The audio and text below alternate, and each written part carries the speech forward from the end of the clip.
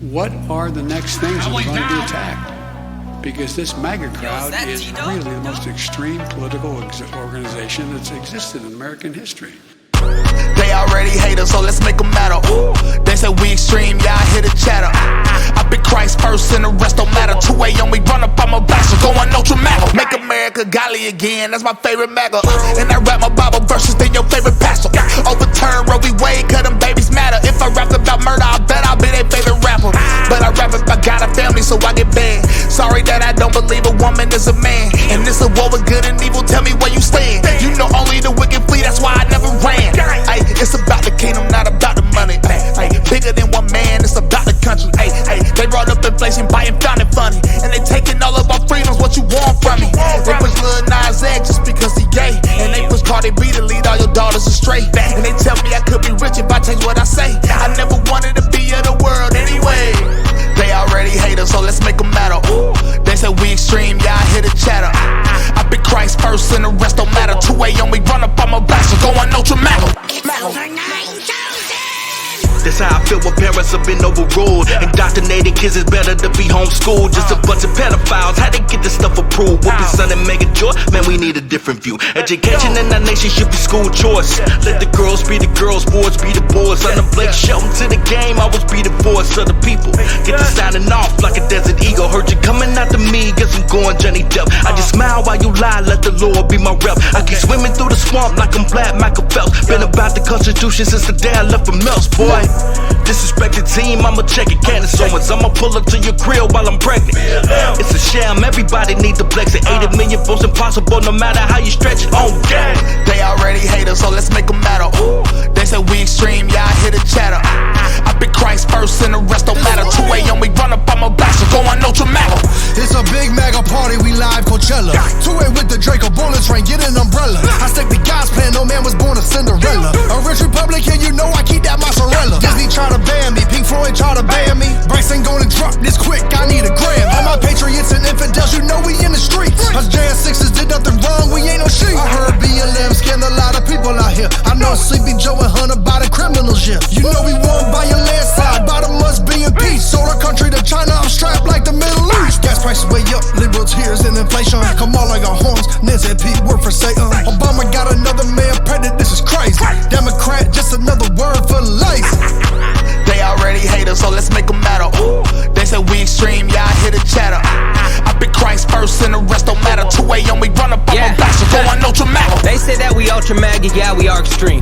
One day I'ma die and yeah, that's kind of the dream. It's like every day's another laugh and every day's a meme. I threw my TV out the window cause I'm tired of the schemes. I serve God, I would never serve a man. I heard they say the MAGA was no better than a Klan. I forgot my white hood, but I got my right hook. And I got that guidebook on how to be a man. Always tell the truth and you will never be defeated. 2,000 mules and we know that you cheated. We got the proof but they wanna delete it. What happened, Newsmax? Did Dinesh get you heated? Listen, I'ma keep exposing all the fake ones. All of these lies are just making my brain numb. Nobody good on the left, you can't name one. So I'ma stay posted right here with my same gun. On the computer. You should tell me. All right, what up, friends and foes? How's it going? It's time for another episode of That Dudecast here in the Dudio studio. I got my good friend Barker over here. He's decided to join us for this particular episode. I was planning on having episode 5 next in the queue, which was the Standards Merit Part 2 contentions, but I'm going out of town this next week. And I'm not going to be in a position where I have all of the technology that I need to be able to do that episode justice. So we're just going to go ahead and throw in an episode that's going to be kind of the standard format after we get through this teaching series at the beginning that sets the stage for understanding the rest of what we're going to be doing here on That Dudecast, which, you know, the things that we're talking about are true. And so even though it might be hard for some people to grasp exactly why we're doing things, the truth is going to resonate with people, whether you've had all of these build-up lessons or not. And then they're archived. People can go back and they can check those, and they can level up, and they can gain a higher degree of understanding and awareness and get up to speed so that they can come along with this movement. But I'm glad that my friend Barker is here and able to join us. Barker, he has some credentials that I don't have personally.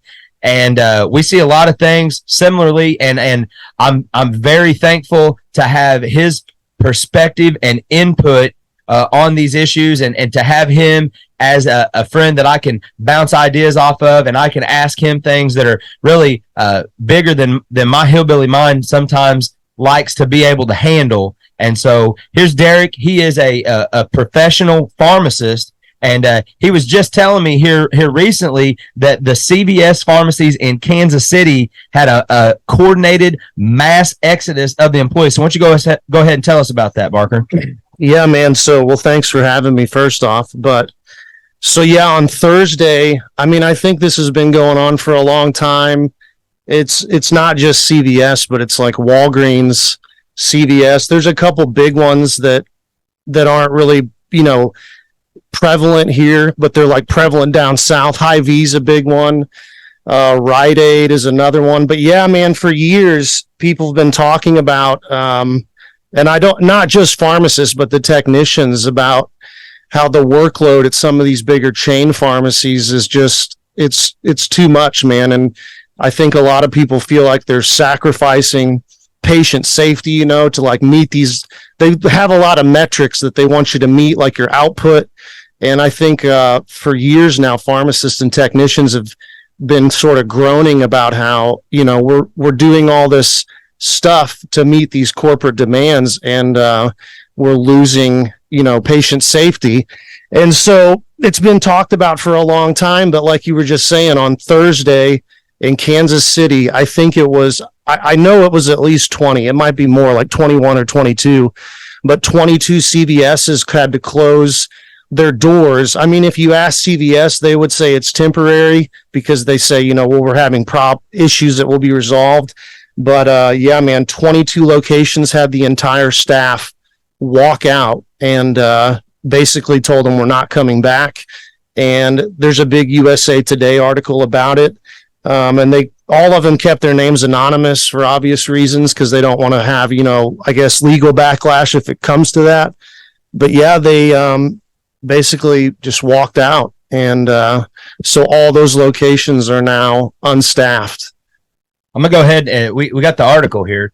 The internet is really being a pain, and it's kind of spinning a little bit, but we got this article to load up. So I'm going to go ahead and elaborate on it. It says here 12, but you said there was 21, which the way that the media works on things is they want to try to minimize the damage. Right. And so if this is 12 Kansas City, so maybe it's just 12 that are in Kansas City, but it's not counting stores that are outside of Kansas City that might be in the metropolitan area, maybe like Olathe and other places that surround that city. So it says here 12 Kansas City area. Well, it says area CVS locations, and this was from the 25th. What is today? Yeah, so that article. So that was yesterday. Yeah. The one I read initially was like came out on the 23rd. So they may have changed their numbers for sure. I got you. It says closed last week because the pharmacist in charge staged an organized walkout, calling in sick to protest recent corporate decisions, according to reporting from the local news outlet Kansas City Star. The article reported that one of the pharmacists who spoke to the Star anonymously said the walkout was the result of steadily declining working conditions with most of the affected pharmacies located inside Target stores. We're committed to providing access to consistent, safe, high-quality health care to the patients and communities we serve. On Thursday and Friday of last week, a handful of Kansas City area CVS pharmacy locations, primarily in Target, were temporarily closed, and we apologize to anyone who was inconvenienced by this. Amy Thibault, lead director of external communications for CVS Pharmacy, told Supermarket News. However, Thibault also said that all of those locations reopened on Saturday, except those few that do not typically have weekend hours of operation. We continually invest in technology and training to make sure our pharmacies are open when our patients most want them to be. We've also reached out directly to our pharmacy teams in the Kansas City market, so that we may directly address the concerns they've raised that led to this brief and limited interruption of service. Some of the grievances from the anonymous pharmacist to the Star included: CVS has cut the number of working hours per week a pharmacist can have a technician's assistant on hand, which a technician or a pharmacist assistant on hand, because the stores inside the Target typically perform better than standalone core stores. The pharmacist said a regional manager recently mandated that Target pharmacists be reassigned to core CVS locations to improve service there. Pharmacists are being stretched thinner, which could potentially put patients at risk due to possible mistakes. Do you have an assistant? Oh yeah. So we have several technicians. It's always not just the pharmacist, but additional technicians. That's interesting though, man, because that initial art, it sounds almost like the people speaking for CVS are like backtracking, because what I heard in that initial article, which I may still have, was one of the main reasons that they all left was because the district manager that, so you've got regional managers, district managers. So this district manager would have been over several CVSs. I guess he was sticking up for the employees and saying, no, you're not going to do this anymore. And he actually got fired, which is why the walkout initially happened, because they were extremely upset that, this only person in between them and corporate that was sticking up for him. But I noticed it didn't mention that at all in there. We're going to have more of this. Oh, yeah. People are going to have to stand up. And I know that a lot of people hear that and they think that it's something that it's not. People have been conditioned to really enjoy their servitude and the demands that the system places on the people. What a lot of people don't understand is that so many industries have been subsidized by the government and propped up. It's really an uneven playing field. And I know that term has been kind of bastardized by the people that are in leadership roles in the system, but it really is not fair market capitalism the way that we would like to see. And when we hear capitalism, that's what our minds seem to gravitate towards, especially if you are on like the right side of the political spectrum. But that's just not how this cookie is crumbling. No. And when you have conditions that are mandated from the top, the people at the bottom are really kind of forced to capitulate to those demands, because there's always somebody else who is looking to be opportunistic or lacks the awareness necessary to understand how they are being used to serve the agenda of the larger system. Yeah, it's like, and what you just said is so true, man. And it creates a system of fear, like that classic system of, well, if I don't do what this guy says, I'm going to get in trouble. So everyone sort of bends the knee as you go on up the ladder. And it's exactly what you said, man. And it just boils down to just straight up greed. It's just greed in the end, Well, and I know that you personally wrestled with even going back to the field. Yeah, man. Won't you tell me or tell us a little bit about the process of what you were wrestling with and ultimately what led you to make the decision to go back into the field after a hiatus? So, I worked in hospital, which I know people that aren't familiar with pharmacy probably don't know. There's like distinct divisions in the type of pharmacy that a pharmacist practices, but the two big ones are retail and hospital. So all your retails are like Walgreens, CVS, Walmart, all the ones I mentioned earlier. But then there's another side of pharmacy that's hospital, which until right now, I predominantly worked in hospital. But man, I struggle with the same thing, because working in hospital for a bigger hospital chain here in the Midwest, I worked with a lot of oncology patients, predominantly people with cancer. And there, as you can imagine, the inventory for those kind of drugs is astronomical. I mean, some of these medications, one vial of drug can cost, $15,000, $20,000, and you're looking at multiple vials to make, an IV bag to infuse into the patient. But I ran into the same thing. they would want me to, monitor our inventory, to a point that it was almost laughable.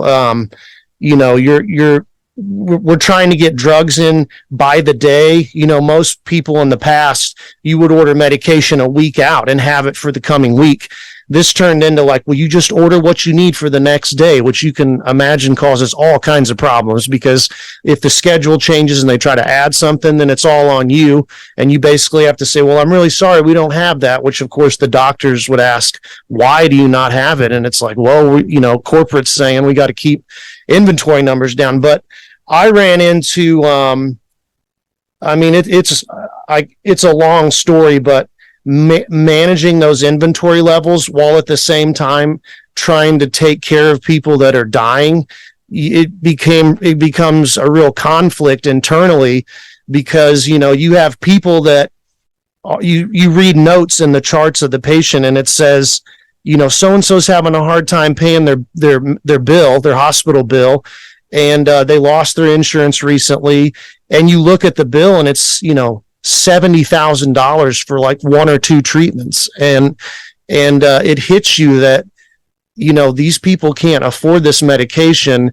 And meanwhile, this hospital I'm working for is a supposed nonprofit, and they're making, I don't know. I was about to say billions, but we can at least assume millions. Well, the hospital itself isn't really making that money per se, but the administrators who are directing the way that they're conducting their business, they are taking home a lot. And all it takes is for them to say, oh, man, I have a moral problem here. Okay, up next, who do we have? And it's really about satisfying that board of directors. And oftentimes, the board of directors is made up of people who have multiple shares in corporations that are making money putting this product out there as what people have to stay alive. Yeah, and it really showed what you're saying, man, because they would, the whole thing was they treated the pharmacy operation like you're making like sub sandwiches when you're dealing with high dollar,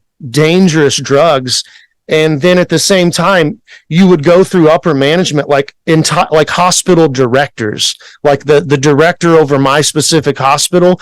I was there for 6 years, and that position changed hands 3 or 4 times. And I think the reason for that is there's still good people out there that want to be in those positions of high management, but it has everything to do with what you just said. If you have an internal conflict and any sort of morals come into play, and you start to sort of raise your hand up in the back of the class and say, like, excuse me, I got a real problem with this, bam, man, they'll just replace you. It's exactly what you said. And that's in every field. Yeah. I had issue with some things that were being said as far as it relates to teaching young people morals in the classroom. And I raised my hand up and I said, look, how are we supposed to teach these young people the virtues that they're supposed to have if we can't teach them where these virtues came from? And man, you want to talk about start an uproar, because this is a public education forum where we're in this meeting with the administrators, and man, folks was pissed off. And some of them were, but then you had other ones. But the people that were in agreement with me, that understood, like, we've got to teach these young people God's standard of behavior and where these values came from, and give them perspective of where they're at in time and space. These people would come up to me and they would be looking around and whispering, and they're like, And I had this one guy came up to me. He's like, hey man, I've been here for like 25 years. And I just want you to know, like, that was awesome what you did. I've wanted to do that for so long, but I just couldn't. And it's like, stand up. Yeah, that right. And where is your armor of God to recognize that you're squared away, you're taken care of, the battle has already been won. Fight this fight. Yeah, I was just about to say that same thing, man. Like, and if anyone does say anything, it's in hushed whispers behind closed doors, and they don't want anyone to know, but they will pat you on the back. But that's the problem, man. Like you were saying earlier, people have got to start like speaking up. I mean, they have to say something. Well, the ESG score is already in place. Mm-hmm. And a lot of people don't understand that. And you know what? There's a whole lot of people that don't even know what that is. Yeah. But the way that has manifested in our society is it has discouraged us from talking about the most important subjects we could talk about, being politics and religion. Literally, the two things that impact every single person's life. Politics, religion, and money are the three most important topics,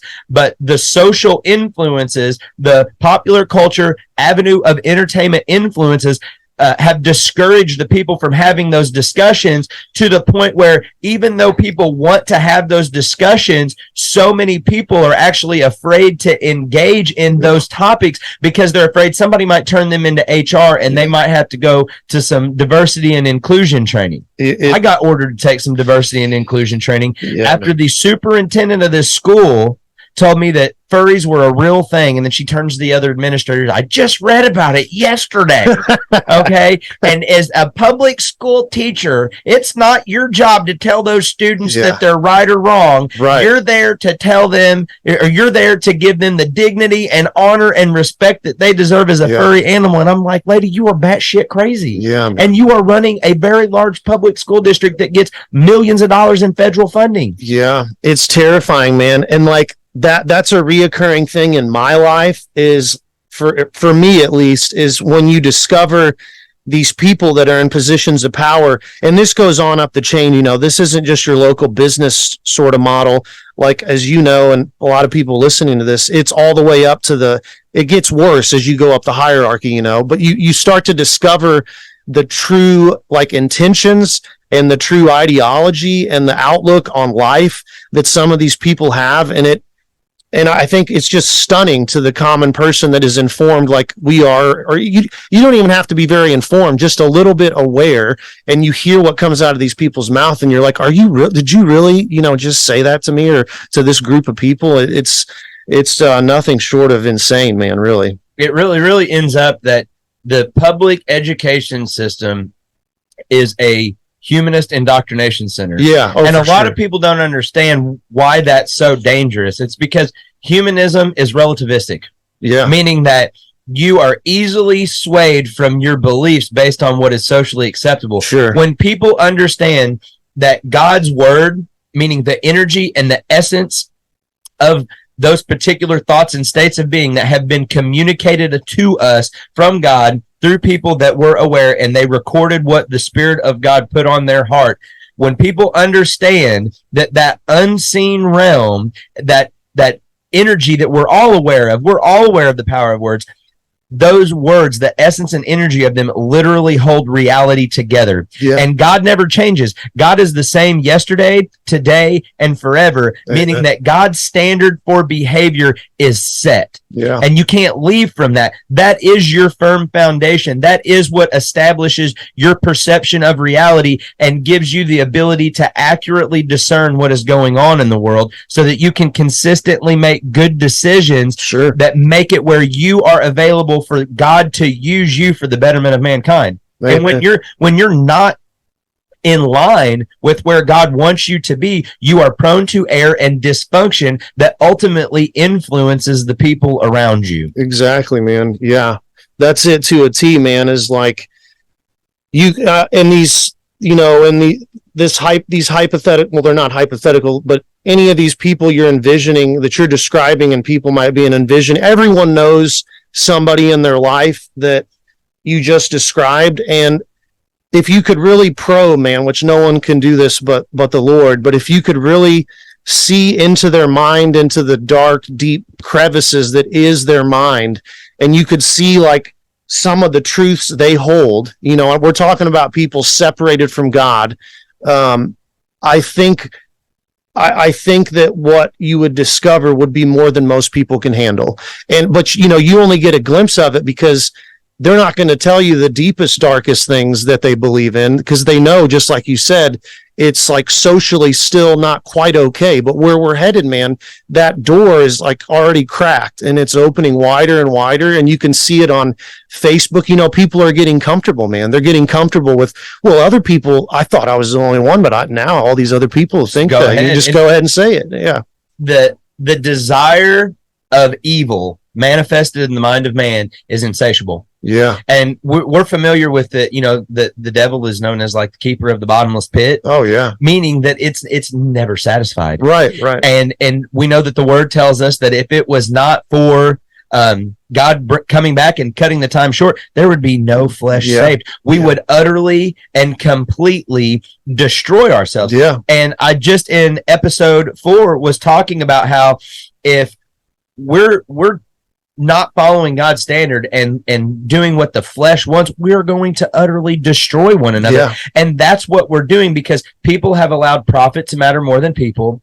And people are so self-consumed that they're really generally ignorant to how their decisions are impacting other people. Yeah. And, you know, a lot of people don't understand this, but we have been separated from an understanding of the natural medicine that God has provided us. There's some people that have greater knowledge of it, and this just came to my head, and I don't know if I'm going to be able to pull it up on here, but I'll try whenever you elaborate on this topic. I'm going to see if I can get to this website where all of these natural medicine doctors have died under mysterious circumstances over, say, the last 20 years. Oh, yeah. And so in my analysis of the unfolding of history, when the Europeans came over to the Americas, they had a long-term plan in place.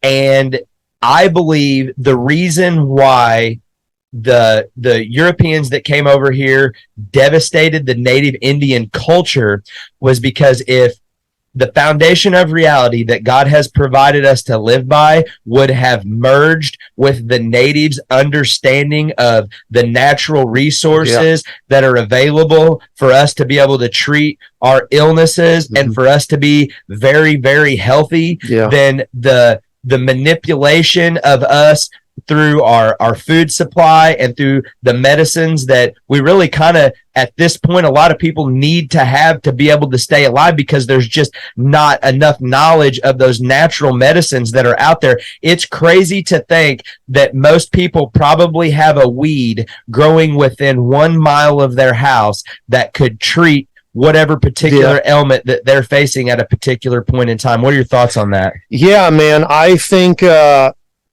that's such a good point, man. Like some of the stuff in your work, you know, what you were just talking about how, you know, you can see how the enemy works in group dynamics, in whole civilizations and cultures. And I definitely agree with what you said. You know, there's like the analogy you used with the Native Americans, you know, sort of this idea that godly things could manifest and link up together through cultures. And that's when you start discovering that a lot of the initial medications, like take aspirin, for example, you know, these medications are derived from nature. You know, penicillin is derived from an orange, you know, something so simple. And you know, it's exactly what you laid out there. If you let that sort of evolve and the chain of events that follow, and you are a culture that's aligned with God, that's bad news for any sort of evil force that doesn't want things to go in that direction, because these things are going to validate God. You know, if you start to discover that, well, a lot of the stuff we need for healing is in nature, just that alone. But then you add into there's a famous quote from one of the Greek philosophers that says, you know, let thy food be thy medicine. And you think about what nutrition does to the human body, the effect it can have on the human body. One of the big things, man, like is in recent years, I'd say the last 20 years, is the idea that of the importance of gut health. And I might be a little off on this, but this is just a good example to go along with what you're saying. You know, in Jewish tradition, I believe the bowels were considered, you know, linked to the soul. And you still see this reflected in our sayings, in our culture. You know, what do you say if someone's, you know, brave or daring, you say, well, they've got guts.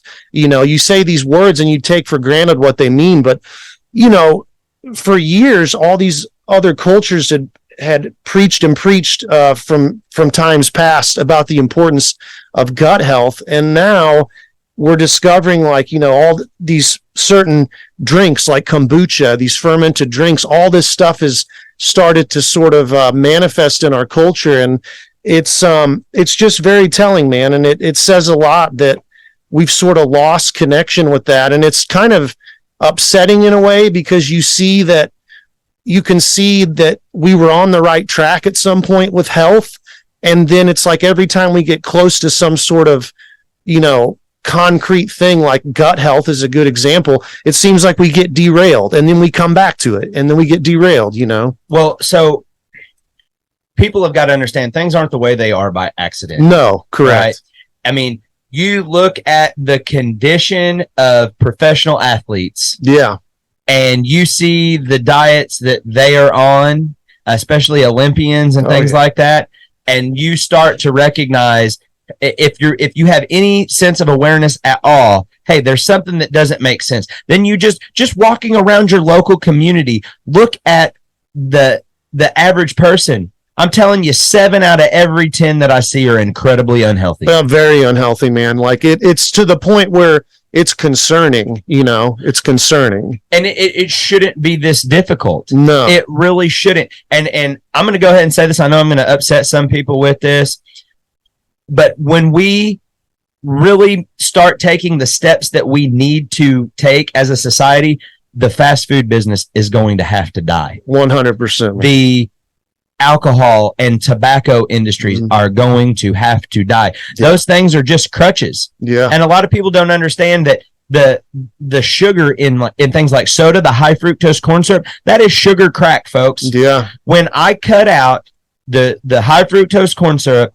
and aspartame from my life, and I stopped eating fast food, everything improved. It changes the way you eat, your appetite. It affects your body chemistry. Yeah, your chemistry. Naturally, that is the fuel that makes you go. And when you're putting things in that are genetically modified, and you're putting things in that really aren't even food at all. Yeah. Okay. Like I see some of this cheese that contains a bioengineered ingredient. It's not cheese. It is manna-hating plastic. Yeah, it's plastic. Okay. Yeah. You are eating plastic. And it's so hard to avoid. And then what really sickens me right now is that 80% of all of the U.S. dollars ever printed have been printed since April of 2020. I know that's really hard for people to process. Right?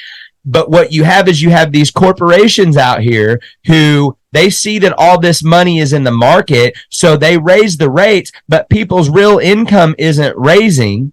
And so the low-level people are being essentially they can't afford anything else. Well, they're either they're stagnant or they're going backwards. Yeah, and all they can afford are these food ingredients, the foods and the substances that are designed to steal, kill, and destroy on purpose, because the food companies aren't interested necessarily in profit margin anymore. They've got so much money in the market, the executives are just gobbling up whatever they can gobble. And so the mid-level managers all the way up to the top, they're just doing what they're told to do so that they can keep making that money. They ain't gonna bite the hand that's feeding them. They are destroying the people that are below them. They don't love their neighbors as they love themselves. They don't have the awareness necessary to recognize that their decisions are hurting other people, and then the next people that are in line, they don't have the awareness to make those decisions either, because they just want to make that money. And that's all linked back to when we first started talking, that hierarchy of fear. It's so telling, man. And what you were saying about gut health, now these studies are coming out. If you want to think of how Satan, or the enemy, whatever you want to call him, how he would work, it's so evident in like the types of things we're talking about. You pump people full since what? I mean, what would you say this has been going on? I would say we took this turn in the 60s and 70s, and it got really bad in the 80s and 90s, this idea that you can just consume fast food all the time. And you think about, well, how would Satan work? And then you see that we've been doing this now for over 2 or 3 decades, and now all these studies are coming out. Well, as a matter of fact, your gut is like the second brain, and it's all tied to your brain chemistry, like we were talking about earlier. And I don't think people have, I think we don't have the spiritual discernment when you see those types of things to sit back and say, wow, if that's true, that seems like the work of evil, that we would be at this point, that we would be to this point with our diet, and people are on antidepressants, they're getting cancer at unprecedented rates, and, on and on the list goes, man. Well, so 3 John 2, in this particular translation, the New King James Version, it says, "Beloved, I pray that you may prosper in all things and be in health, just as your soul prospers," right? And that scripture used to be on the back of Bragg's apple cider vinegar. Is that right? I didn't know that. But not too long ago, Katy Perry and her boyfriend Orlando Bloom, with a group of investors, they actually bought Bragg's apple cider vinegar, and they removed, of course, the Jesus fish and 3 John 2 off of there, and the product has actually lessened. It's not as thick, it's not as dark as what it used to be. And I just think that that's interesting. And what preceded the people who owned Bragg's for an extended period of time, it was a family operation, is the government started harassing them and using lawfare against those people to essentially make it where they were about to go bankrupt because of legal fees. And I can't remember all of the specifics of it, but it put them in a situation where here come these vultures that have a lot of money because they serve the system. They've sold their soul, right? And then they come in just looking to, hey, let me turn a profit on it. And the product's not as good, but they don't really care. They're just looking to gobble up. They're looking to gobble up everything they can. These people are morally bankrupt. They really don't understand the fullness of what they're doing, but it pleases their flesh in the moment, and they haven't had to have a wake-up call because that is what the energy of the time is yielding. And so that's the dominant force in the realm of space and time. So that's what those people want to go with. But really, they don't have the numbers. If the common people will literally wake up and recognize that God's standard is supreme, and they will seek first the kingdom of God and pursue right standing with God's standard, then everything else will take care of itself. And when that manifests, because nobody can fight this battle all on their own. When people start to pick up their cross and they recognize this is what's going on, this is what God has provisioned for me to do based on the innate skills and abilities and experiences that I have, then we can start coming together locally. It's gone federally, guys. It is over, gone. Over. That is over. America has been captured at a federal level, but redemption comes from local. And when we come together as a unified group of people who recognize the way things are and we're aware, then we start taking the steps that are necessary. And it has to be base level steps. It's literally got to be, how do we make absolutely sure that the people of our region have clean water, food, housing, and electricity? It's got to start in your churches, like you were saying, at a very base community level, because like you said, this idea of like retaking, maybe it could happen, but what you said to me stands true no matter what. Like the idea of, restructuring at a federal level, that's a pipe dream, man. That's not gonna happen. We have to go back to the Jeffersonian model, which is very, very limited federal government, which is basically just there to make sure that there's harmony amongst the states, to basically be a mediator between the states if conflict arises. Exactly. Like it, to get to some sort of point where I've always been a firm believer, man, that to get these results that like you and I want, or the people that are like-minded like you and I, it's not going to be, now this might make a lot of people mad, like you said earlier, but I think a lot of people think, well, I'll just, they listen to what you said earlier about, we outnumber them. And so in their minds, they think that, well, we can just pick up our AR-15s and these noble sort of romantic ideas of like a second sort of revolution. And I mean, maybe that's possible. I don't think it is, but no matter what, to get to any of these endpoints like that, it's got to start like at a base level, and it has to be spiritual, because I don't think people understand the enemy that they're going up against. And it's not, and we wrestle not against flesh and blood. People know these verses, but this is so intricate and linked worldwide, this like global system of evil. Like, there is no way to do it other than by God's hand. There's just absolutely no way. And like you said, I think if there's ever going to be some sort of revival, you and I have talked a lot about this we've discussed this many times before this, but if there's going to be any sort of revival, which I hope there is, it has to start like in your local churches. It has to start at that level. Right. It has to talk about how everything is linked. And I'm not going to spill the whole bag of beans here, but I did a little bit of micro research today. Oh yeah. And I talked to Barker about this earlier, and we're talking 4 degrees of separation for a community leader right here in our community, in the heart of the country, in the heart of Missouri. 4 degrees of separation from high level globalist activity. And there's always been some questions about this particular person and about how they came to be here and what their true motives are. And I started connecting these dots, and we're gonna dig deeper into this, and we're gonna put together a more solid case than what I've uncovered here in just a little bit of time. But I've already passed along the information to some other people, and you're gonna have to stay tuned. I don't know at what point that I'm gonna reveal all of this, but it's gonna be loud. Yeah. Most definitely, it's gonna be loud. And I got over here. I went to this man. If you're not familiar with the man Steve Quayle, that's Q-U-A-Y-L-E.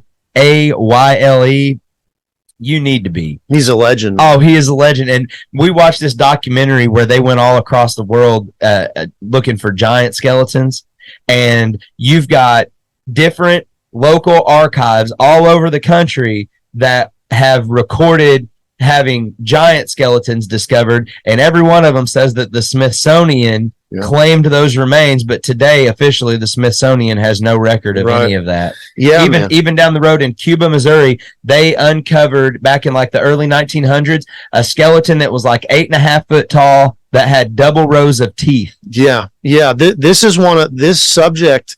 It's a strange thing, man, but I know myself and many other people that I've talked to, whether online or in real life, this particular subject brought a lot of people to the Lord. And I know when I was a kid, I would hear these like old timers, they wouldn't, they would just kind of mention it offhand. And there's all kinds of quotes too, like from Abraham Lincoln. There's this quote about, these hills contain, I can't remember the exact quote. Do you know what I'm talking about? There's a quote that they say he was just referring to, like the people that used to live on this continent in the distant past, like Native Americans beyond. But he made some kind of weird remark, man, about how, the same hills we are now observing and the same land we see with our eyes was once walked upon by giants. And you get a lot of weird stuff, but yeah, man, the idea that there's this sort of cover up by the Smithsonian, this stuff used to be like well known, and I think over the years it's been sort of lost. But there was a very, very well known articles published, and even up until like the 1930s, 1920s. Of people digging up, skeletons. So this documentary film, I wish I could recall the exact name of it. I have it inside the house, but I'm not going to get up and go in there and grab it so that I can have it. But it's on his website. I might look for it later. But anyway, it goes all across the world. Yeah. And there's significant evidence of these giants all over the place. And it even has like actual state documents from Ohio in like the late 1800s where they uncovered like, I want to say like 15 or 18 giant skeletons. Yeah. And why do you think the government and the Smithsonian would want to cover that up? Well, yeah, man. I mean, it's clear that if the biblical history that we know is correct, which it is. It explicitly states that there was this time, a long time ago, where these beings known as fallen angels came down, and they basically had a heyday and just did kind of whatever they wanted. They slung swimmers with females. Yeah. We can say that here. I mean, they did some wild stuff, man, and their offspring, that's like this sort of this unholy union between them and these women, produced these like abominations, man. And to add to that, whether the people are at the top of the economically advantaged hierarchy on this planet really are the offspring of fallen angels who had sexual relations with women or not, they believe that they are. They definitely believe that. I've heard this said, and I never believed it, man, but I saw some footage of a guy asking, what do you call it, like the president of China? But I mean, long ago, they were called the emperor of China. The emperor. But in recent times, I want to say like the 60s or 70s, and I'd have to find this video, but this guy really pressed the leader of China, like, what is, your heritage, and where do you come from, in a sense of like, did we evolve, or was there creation? And he flat out said, and I've heard this is a common reply, if you press people long enough, they will tell you that we're of the seed of the dragon, and in those countries, they don't call the dragon Satan or Lucifer. This is like their creator. And you look at all these sites all over the world. I went to Chichen Itza like 15 years ago, and, you walk up to these step pyramids, and there's this elaborate dragon that goes down the steps. And when the sun casts on it just right, it does these cool illusions. And they worshiped this thing, man. And they did it for a reason. And you have to wonder, my dad and I have talked about this for years, but you have to start asking yourself, man, why are these same people always in power? Why are they always related?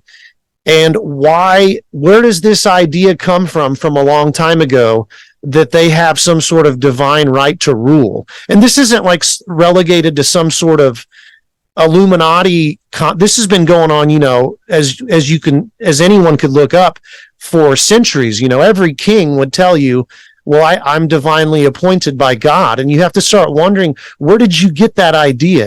Like, you didn't just come up with that on your own. Like, this came from somewhere. Well, they're social Darwinists, and they legitimately believe if you're not intelligent enough to be aware and to stop them from doing what they're doing useless. To you, then they have the right to rule over you. Yeah, right. And if people do not recognize the only way humanity is going to ever be able to reclaim its power is to stand on the foundation of reality, which means abiding by the standard that God has given us for behavior, and giving God the reverence and honor and glory that God deserves, because God made it all. Everything is God's. We're God's. I said in the last episode, from the grain of sand at the bottom of the deepest spot in the ocean to a snowflake on the top of Mount Everest to the dust off the most distant star that we know of. It's all God's, every single bit of it.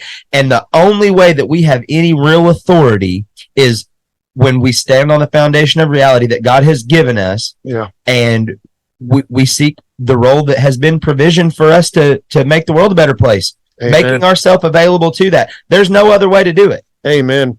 And you have to think too, man, this is an interesting concept that I didn't ever really put together until reading a couple books by a guy named Timothy Alberino. He's a really good author, man, but he wrote a book called Birthright, and he sort of goes deeper into this idea of, it's funny to think about, man, we're not the first people to ever discuss this by any means.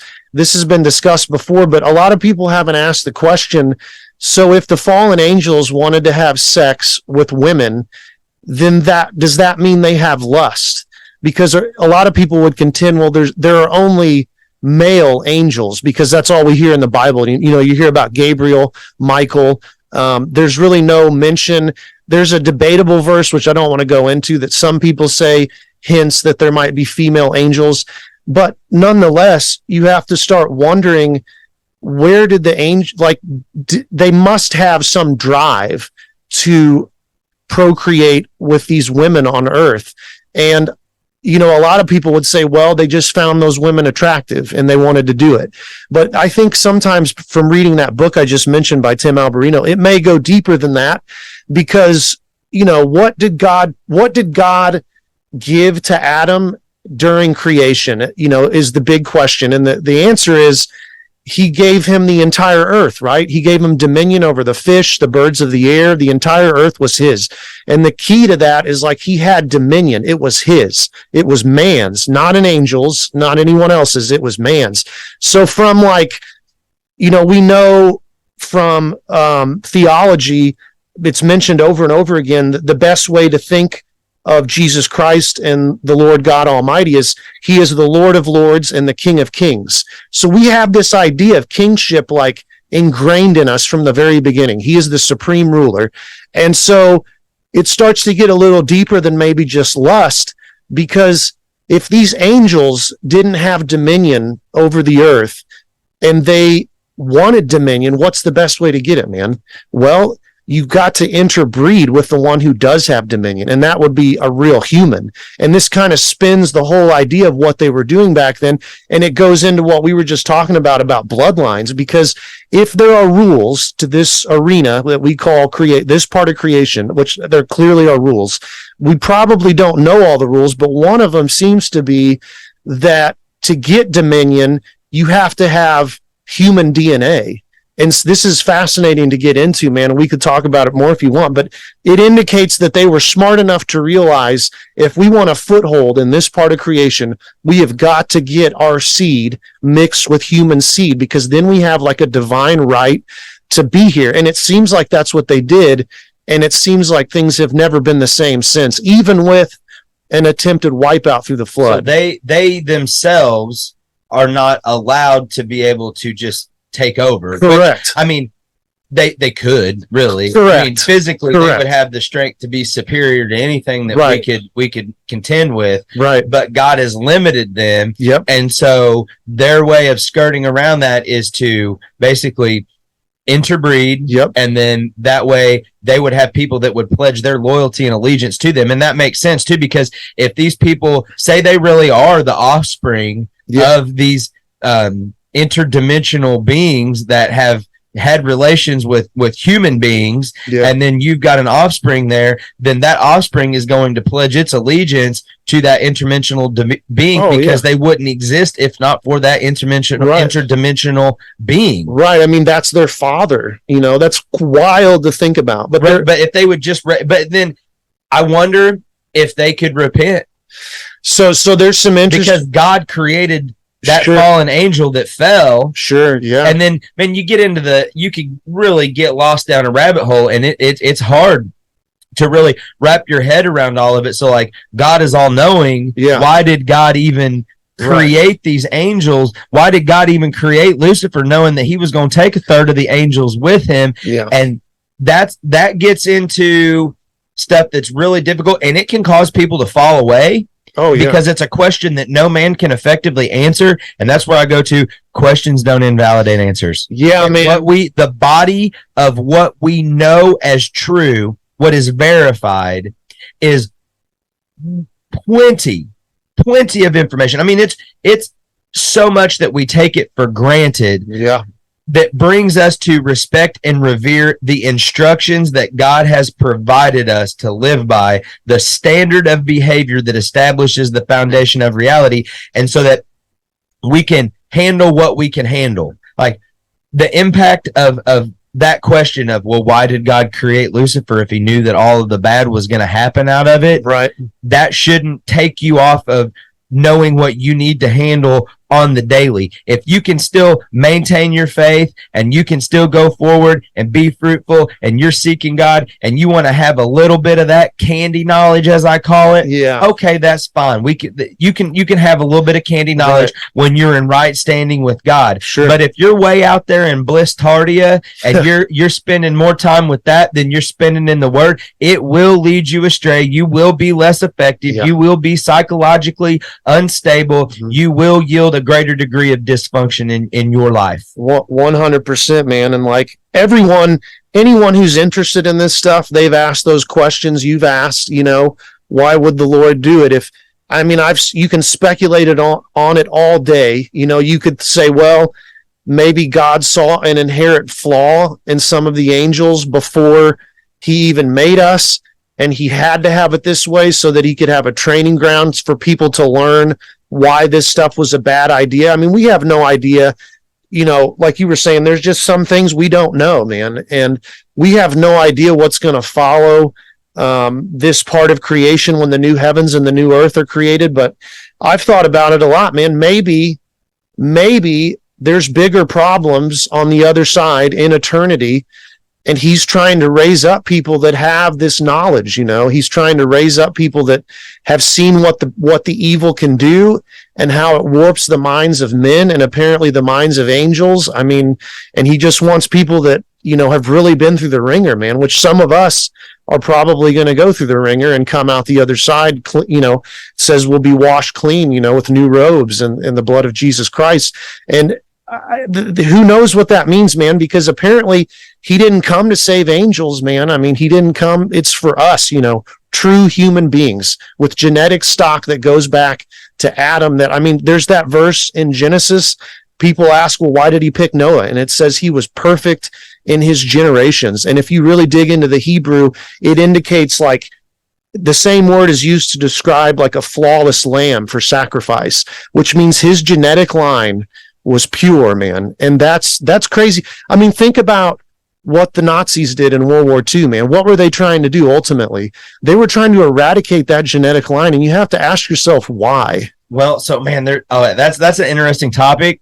Sometimes I think that the devil manipulated Hitler to get him to kill off a whole bunch of authentically Jewish people, because those authentically Jewish people would have recognized things that were amiss whenever Israel was reestablished. Because so in the end times, you mean in the coming future, in the future, that would have been more people to recognize that things were amiss with the establishment of Israel. And you know, it talks about those that pretend to be Jews, but they're not. Sure. They're really from the synagogue of Satan. Yeah. And so, like, who do you think is going to be in charge of Israel when the third temple is right? Exactly, right? Man. And I think so that was part of it, but I think that I don't think that's what Hitler saw that he was doing. I think maybe somehow in some esoteric occultish way that he thought if he could kill all of the Jews and eradicate that entire line,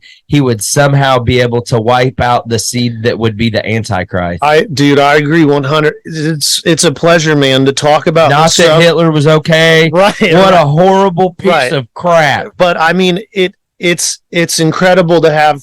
There's not many people that can hold conversations like this, man. But to me, they're coming though. Yeah, as Christians, as awareness comes, more people are going to be able to have these conversations. Are fun. This kind of is candy knowledge, really, to an extent. You're on the border, yeah. But it's fruitful too. It helps us to stay sharp, and it helps us to make sense of existence and the way things were. But then also going forward to recognize that, our government, the Bible tells us we should look out for Hebrews in Israel, right? Yeah. But really, in a lot of ways, Israel is God's chosen people, but because of Christ, all of the children, everybody who receives Christ is God's children. Right. So really the script kind of flipped. So I feel like Israel today is the believers in a lot of ways, right? Yeah. And so we end up as Americans when we hear, we have to support Israel, and I think that it is important to have that as an ally, because the Holy Land, there's just so much history that's there. Sure. But we can't get so caught up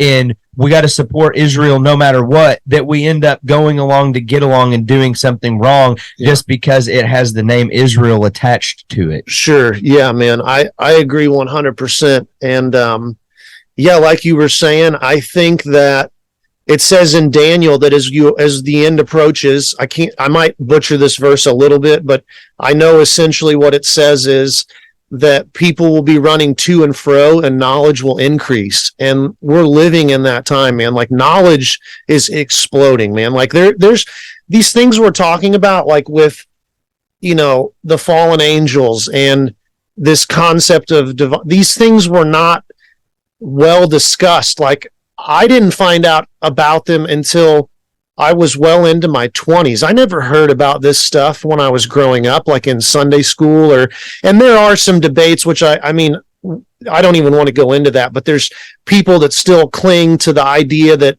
in that Genesis 6 verse that the sons of God that came down to mingle with the daughters of men, they're talking about the line of Seth, I think, which, I mean, all the other verses like in Peter and stuff totally like annihilate that argument. But it's interesting, man, the times we're in, because I think what you said is true. People, they're going to start to come up, man. They're going to rise up, and they're going to start discussing some of these things, because if we don't, man, I think we think that the way Satan works is apparent and evident.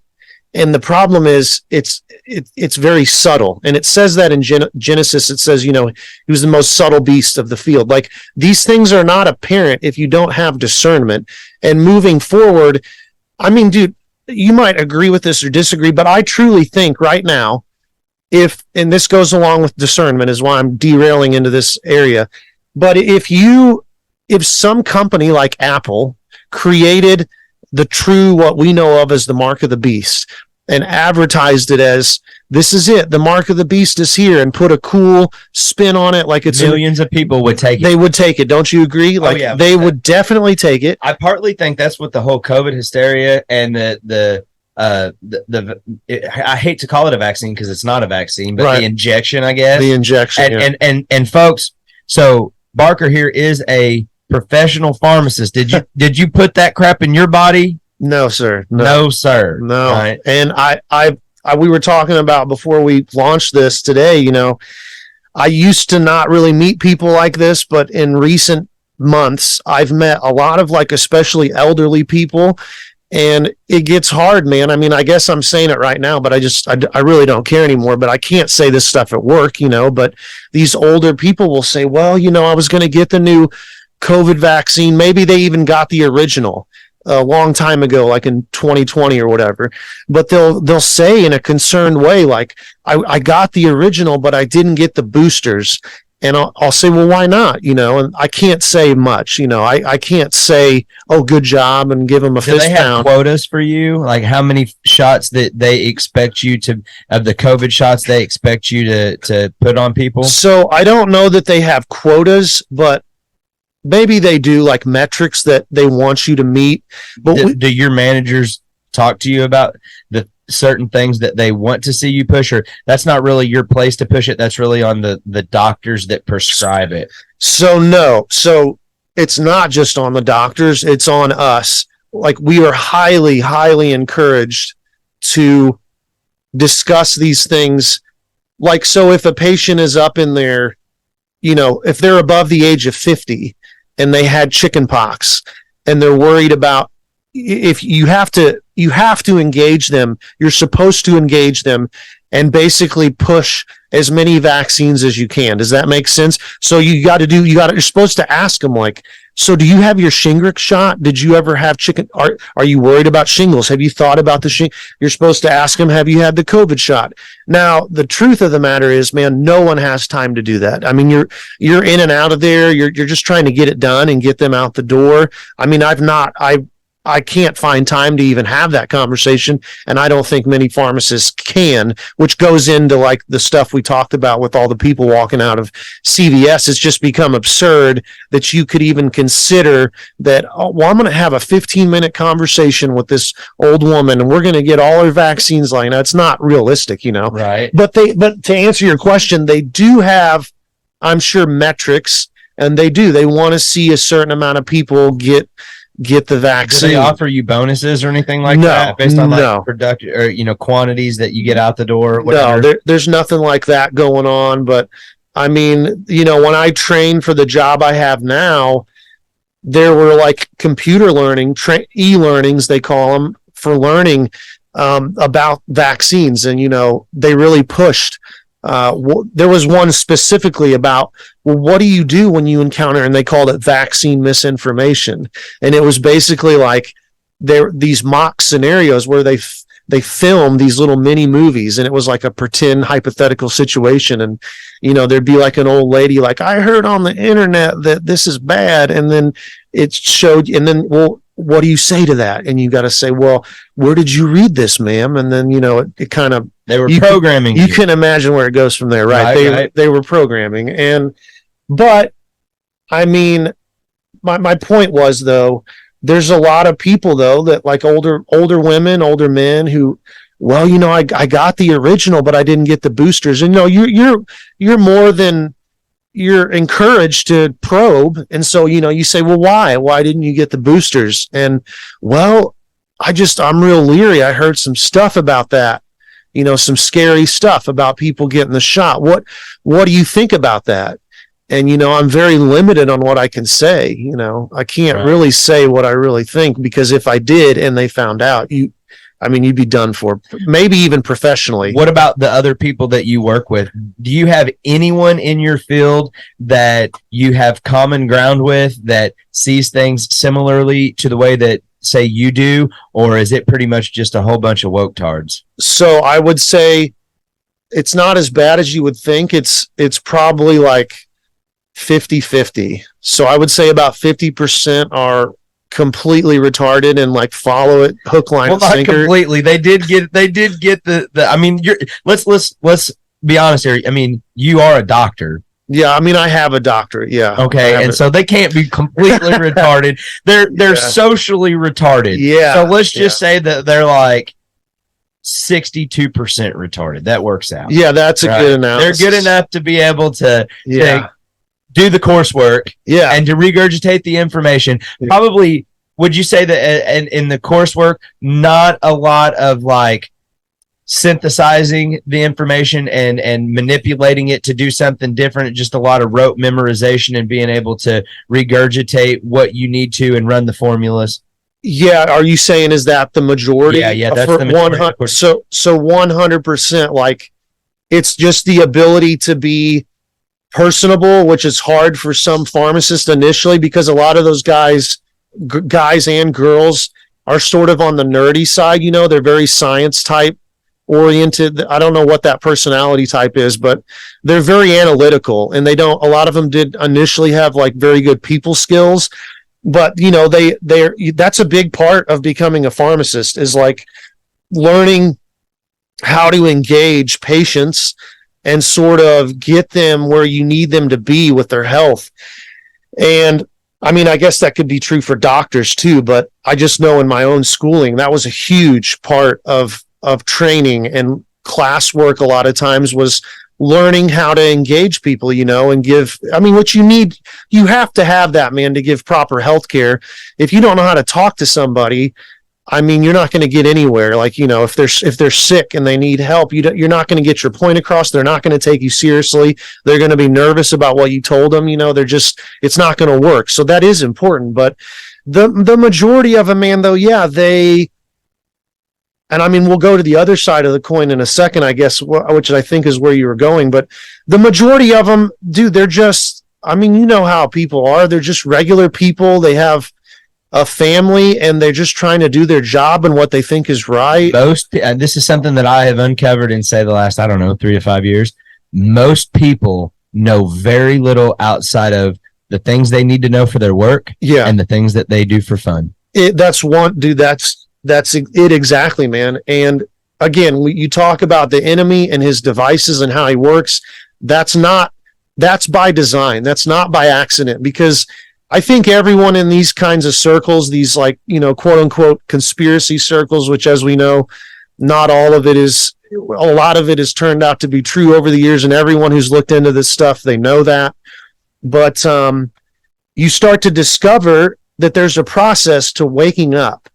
And that process, it kind of relies on the person waking up to become like a self-feeder. You've got to want it, man. Like, you got to want it. You got to seek it out.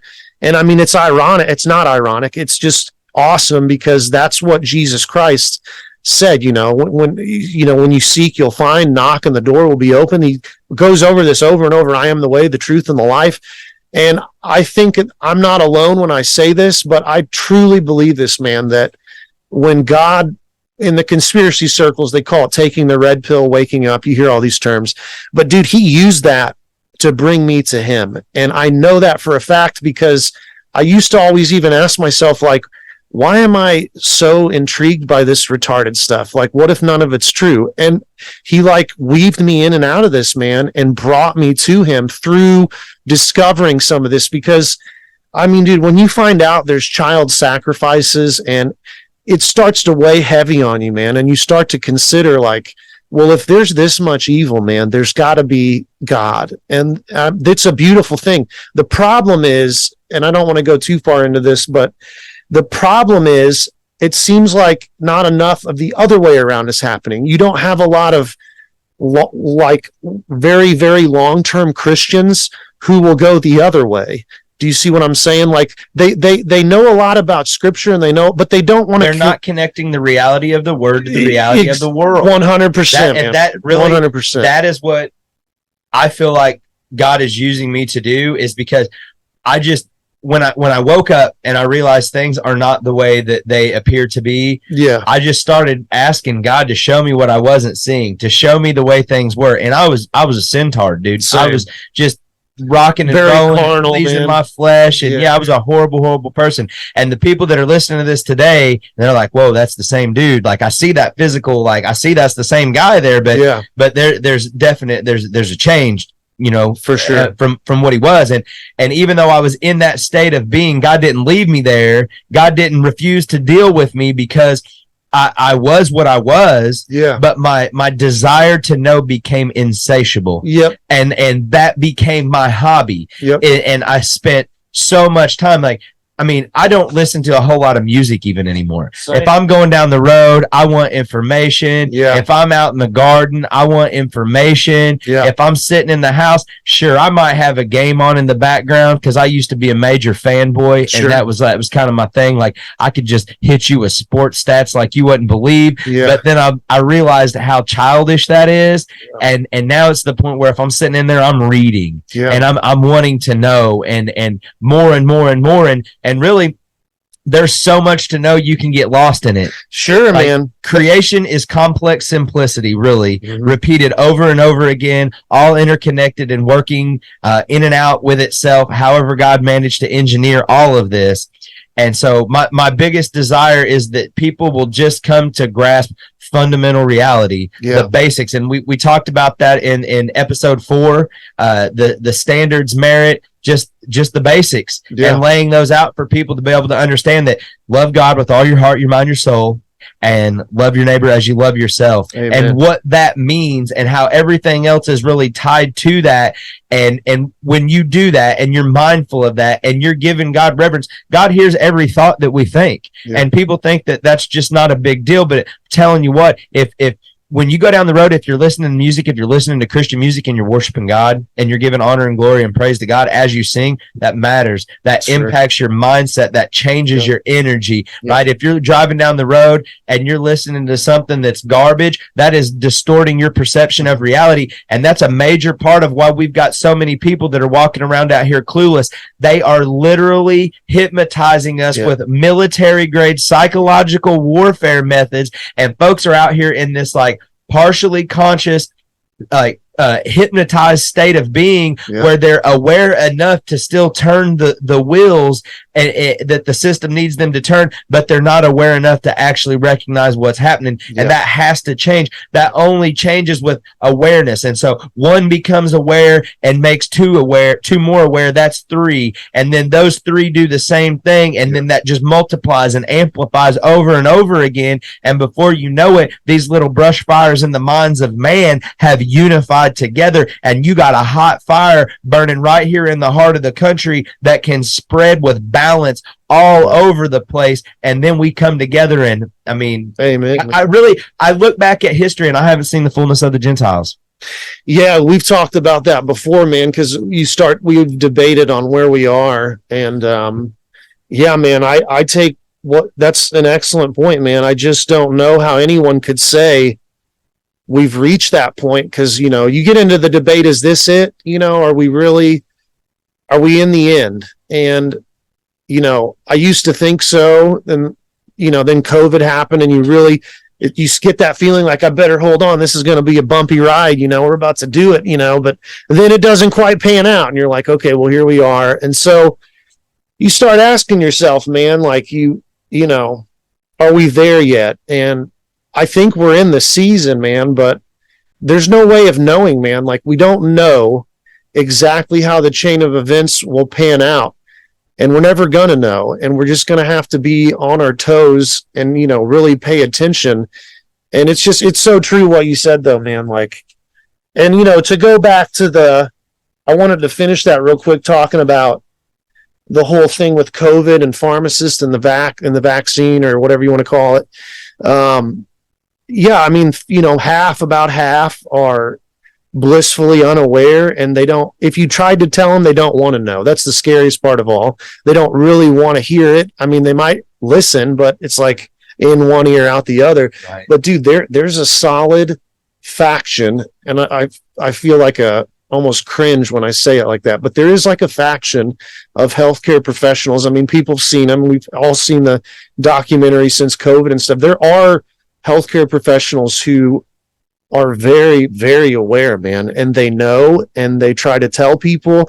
Dude, I just had a doctor, and this has happened more than once, right as we hit the flu season here. I would say this was about like the end of August, maybe the very beginning of September. He called in just absurd amount of ivermectin. And I was on the phone with him, and I was like taking it down. And it was like he did one for each of his family, like 6 people, I think, like, him and his wife and 4 kids. And I'm like writing it down, and it's starting, I get to the next one, and he's like, yeah, same thing. Ivermectin. I can't remember the quantity, but it was an absurd amount of ivermectin. So you can't just write yourself a prescription for ivermectin. What do you like? Like, if you wanted to be able to take some ivermectin home for you personally, no, I have to have. So you're a doctor, and you have incredible knowledge of pharmaceuticals, more so than even doctors, right? I mean, people have argued that. Yeah, I mean, I don't know. But you can't prescribe yourself something that you know to be an effective treatment. Right. So, I mean, I have a doctorate. It'd be like someone having a doctorate in like history. They're a doctor of whatever. It would be quite different, though. that would be, the doctorate of history is a PhD. That's a philosophy doctorate. That's not the same as medical. I mean, like, you understand ratios and formulas and how much and functions of certain medicines. Yeah. I think it's insane that you don't also have the right to be able to prescribe even for yourself. Well, I mean, so like this goes back a long time, man. Like, when you have doctors like MDs, true medical doctors, not like, because I have a doctorate in pharmacy or pharmaceuticals, but like a true medical doctor, they used to frown, like still to this day, like let's say you were a doctor and one of your family members was in extreme pain. You can't just call in like a heavy narcotic. You got to get it from, now you could do it for like antibiotics like this guy was doing. There's still like rules though to but you probably have a doctor that you could get a hold of and say, I need a script for this particular thing, and then you could run it. It's not quite like the good old boys club. I mean, there's most of the time though, to answer your question, like, hey man, I'm really sick, like, can you just call me in like some amox? Oh yeah, no problem. So I had somebody messaged me during all this COVID craziness, and folks, I just want to go ahead and put this disclaimer out there for my friend. He's not giving you medical advice here. No, right? No, he's not giving you medical advice. No. I'm just asking for me, and then you got to do what you got to do with this, right? But I'm just asking because I'm curious. So this person sent me a message and said that a veterinarian had told their grandpa that you could get the cattle pour on ivermectin, and you could rub that on you, and that your skin would soak that up, and that would have the same type of impact if you were in a pinch and you did not have access to pill form ivermectin. So if you feel a virus coming on you and you wipe yourself down with that, would that, I mean, because of the chemics involved, would that be an effective treatment? So, I mean, for me personally, not anybody out there. It gets complicated, man, because I mean, when you get into, so I don't know off the top of my head, like the solubility of ivermectin, but you get into solubility issues. So like a good example is most drugs are water soluble because you want them to affect your systemic, like your body, and your body is water. Yes. But then 60%. Right. So all the mind altering drugs, like, the majority of your not the majority, nearly all of your psychiatric medications, a lot of the painkillers, the stimulants, they are not very water soluble. They are fat soluble, and they have to be fat soluble because you have a barrier around your brain that's called the blood-brain barrier. And to cross that fatty barrier, the drug's got to be fat soluble. I mean, it just meaning that it dissolves in the fat. Yeah, it's transported into the brain so it can get into your chemistry and all that. Okay. So I don't know the like I would have to see like the solubility. There would be a lot that would be involved in doing the ratio. Yeah, but I mean, my suspicion is it is probably true, because I mean, so what are they doing with the? So I've done this. Yeah. I actually went and bought me a big old jug. Yeah. Because I'm a hillbilly, right? and we worked with ivermectin when I was younger. When we'd actually pour it down the backs of our cattle. I was gonna say, right? You put it on their back, and it kills like worms and parasites and stuff like that, right? And so anyway, this young person that messaged me is I felt like it was a credible source because he's a good, upstanding young man, and his family's respected. And so it was a veterinarian that told his grandpa this, and I thought, okay, there's some wisdom behind this. Yeah. And so actually I started doing this 2 years ago after I got sick. I got sick with COVID a second time and I know some people say you can't get it twice, got it twice. No, I never was injected with any of the experimental mRNA technology or any of the other stuff that they put out there on people. But no, so I did get it again, and anyway, I was like, man, I'm fed up with this. This is some crap. So I went to the daggum farm and home store, and I got me a big old jug of ivermectin. And so since that point, so we're talking over 2 years now. Yeah. Anytime that I start feeling like I got a virus coming on me, I start feeling like my respiratory issues or whatever, I take and I pour it out on a paper towel, and I wipe it on my places where my veins are most apparent. Surface, so I put it on my arms here, under my arms, and then below my belly, like above my pelvis line, right? Yeah. And I have not been sick in 2 years. And I'm not giving medical advice neither, dadgummit. I'm just saying this is what I have done because it was recommended me by someone that I thought was trustworthy enough to try it, right? I'll try a lot of things. Sometimes I'll try it 3 times before I say no, right? This is one of those deals, and I found it to be effective, whether it's placebo or not. Yeah. It's worked for me. That's why I was asking. I was just going to see if I could get, pick your brain on this on the air. I thought other people might find it to be interesting. I don't doubt at all what you're saying, man. I mean, that's the problem, man. Like you get some of these. It's not even medications like the way you're getting it into your body. I mean, if it gets in there, it gets in there, man. You can take it, you can inject it, you can rub it. Probably wouldn't want to go take a bath. Right. Overdose it like that. That's the thing is by doing it the way that I do it. If I still feel like I'm sick and it's heavy on me, I'll hit it again the next day, right? And I may do this like 3 days in a row. And then some people, I know of other farmers that they do something similar on like a monthly basis. They just give themselves a good rub down and they don't get sick. Yeah, man. I mean, it's I don't rule that out at all, man. But this, so that ties into,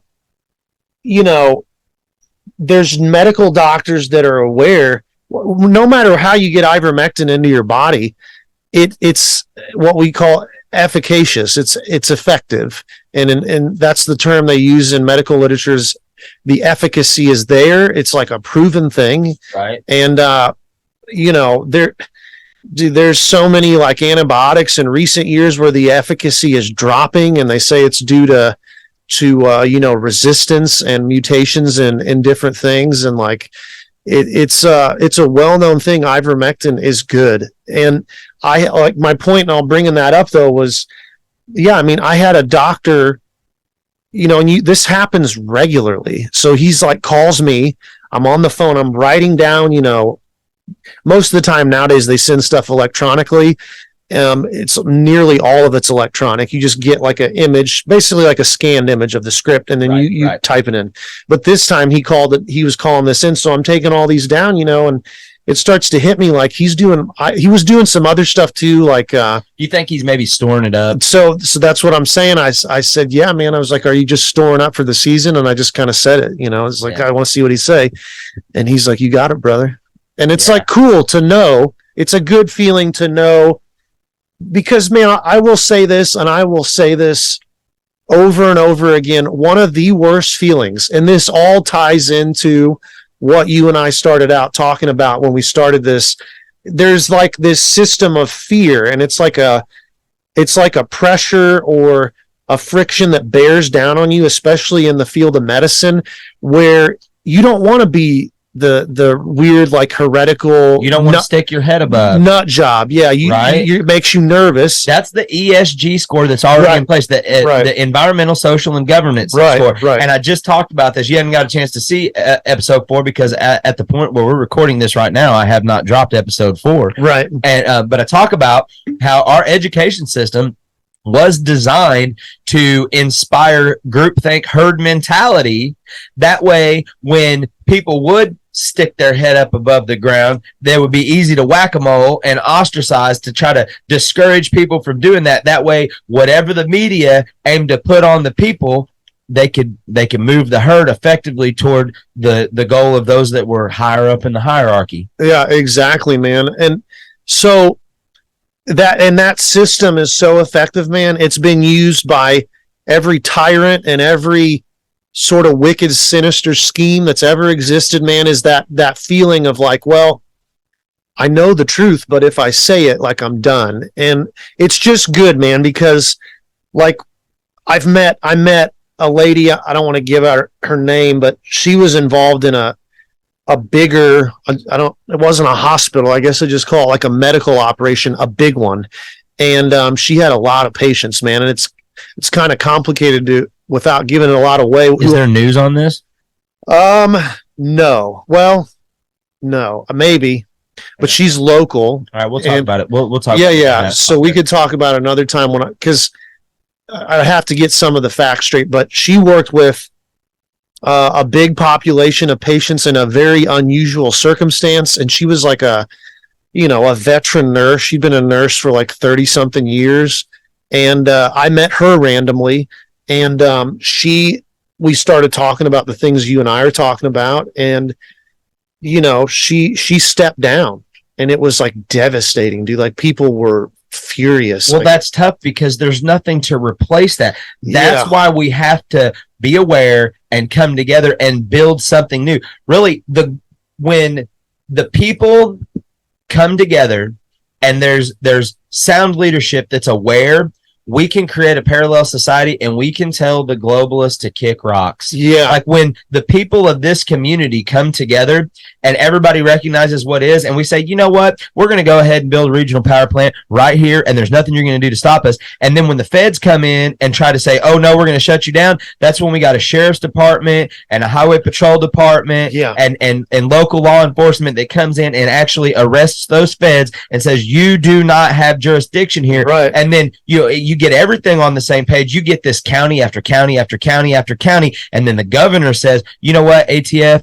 FBI, you have no jurisdiction to operate in our state. If we catch you trying to carry out operations, we will arrest you. Yeah. And when things like that start to happen, and I'm not saying secede, because that has kind of bad connotations attached to it. Yeah. And so let's not do that. Let's just say, hey, we ain't playing your game no more. Right. We are aware of what is happening. We see what your plans are. It's all out in the open. You snakes, you've been doing this behind the scenes. Yeah. Now we see, now we know. Now we're going to do what we know is best for the people in our communities. That ties right back into what we started talking, that idea of, like, how do you fight back? And these things you're talking about now, and like I was saying, just do it, man. You got to do something, man, because there's so many people out there that get it, they understand, but dude, they're scared, which we've been harping on now for a while, but they're just flat out, like, they're timid and they're scared about how it might affect, like, their families, and they just don't want to take the necessary leap forward, which is truly like no pun intended, but it's like a leap of faith because you have to understand and you have to be on the same page as all these other people. But it is possible, man. And like we've talked about it before, I don't know how things are going to play out, man. No, like we said, nobody does, but it's encouraging to hope and think that, in scripture, it talks about as we approach the end, there will be this separation that will occur of the wheat and the tares. And then you read over and over and over again about this one world religion and one world governmental system, this beast system that's going to be implemented.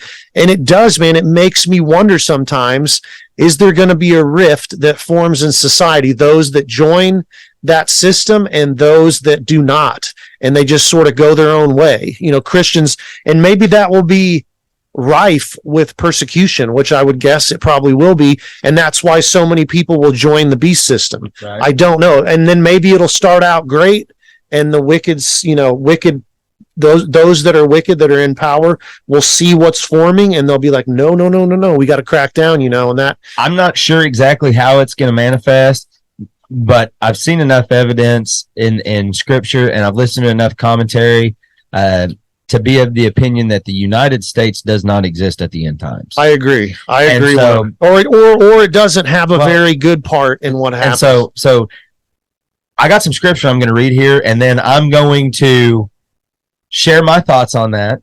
Okay. And but before, and then we're gonna wrap this up.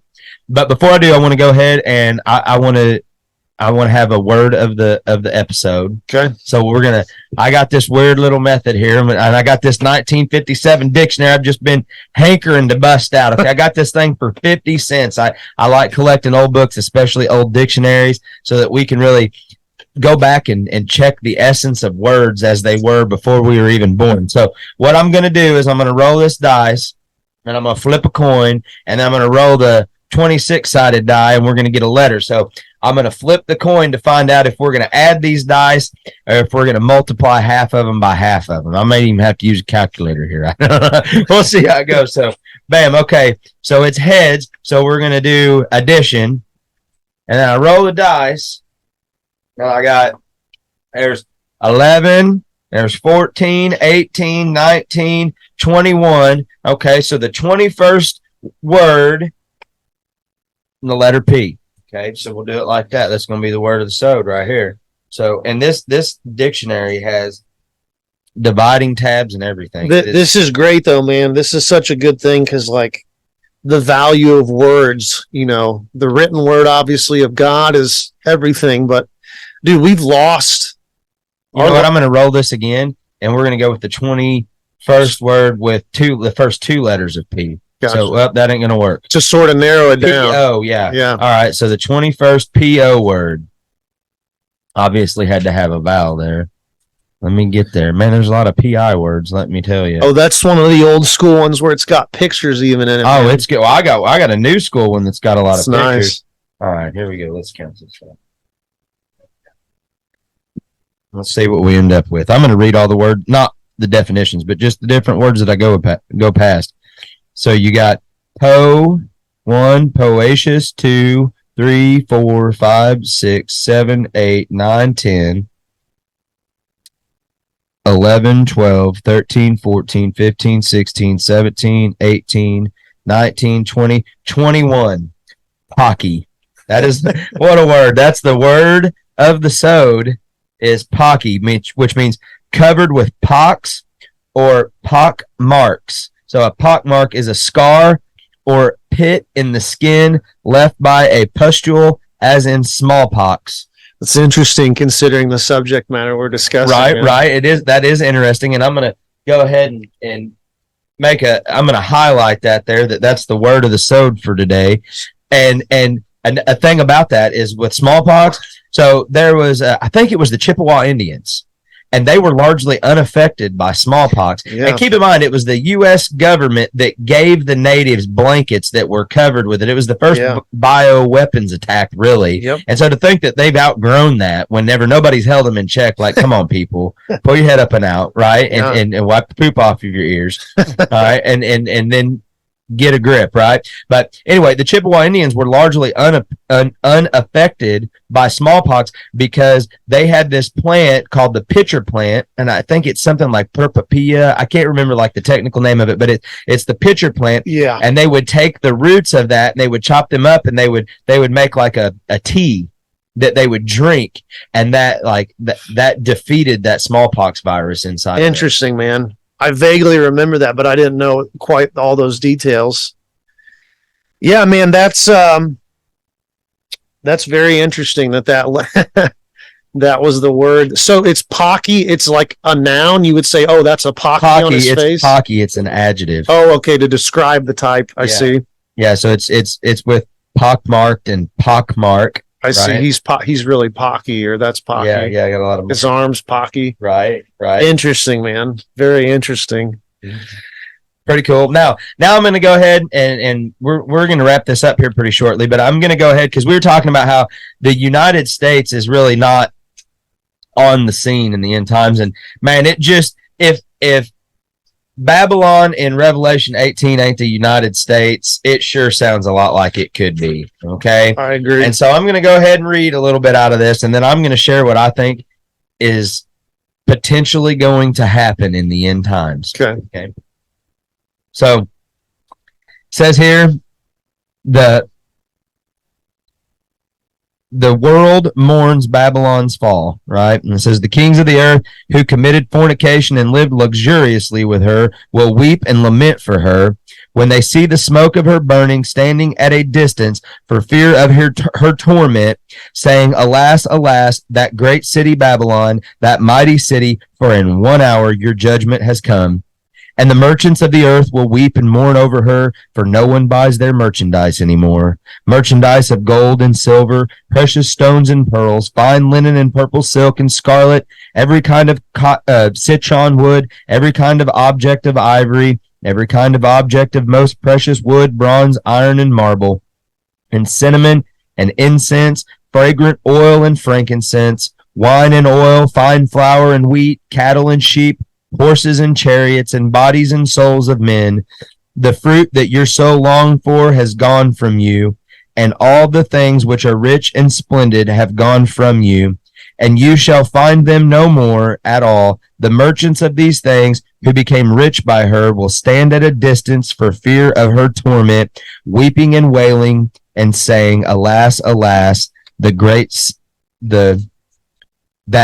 city that was clothed in fine purple and scarlet and adorned with gold and precious stones and pearls, for in 1 hour such great riches came to nothing. Every shipmaster who traveled by ship, sailors and as many as trade on the sea, stood at the distance and cried out when they saw the smoke of her burning, saying, what is like this great city?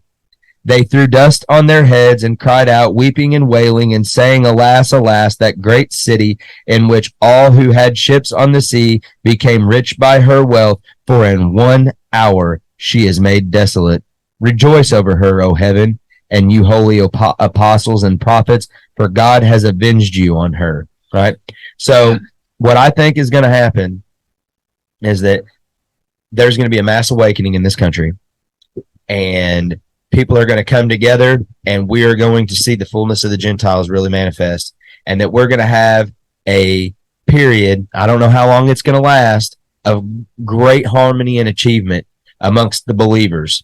But there's going to be places that are still somewhat connected, but that they're going to be still dominated by wicked people, and we're all going to be included as a continent. So there's going to be like a parallel society that emerges, and there's weapons that are available in this world that we have yet to really fully see. And I think that when we all come together and we start rocking and rolling and doing good, that the globalists are going to just wipe us out completely.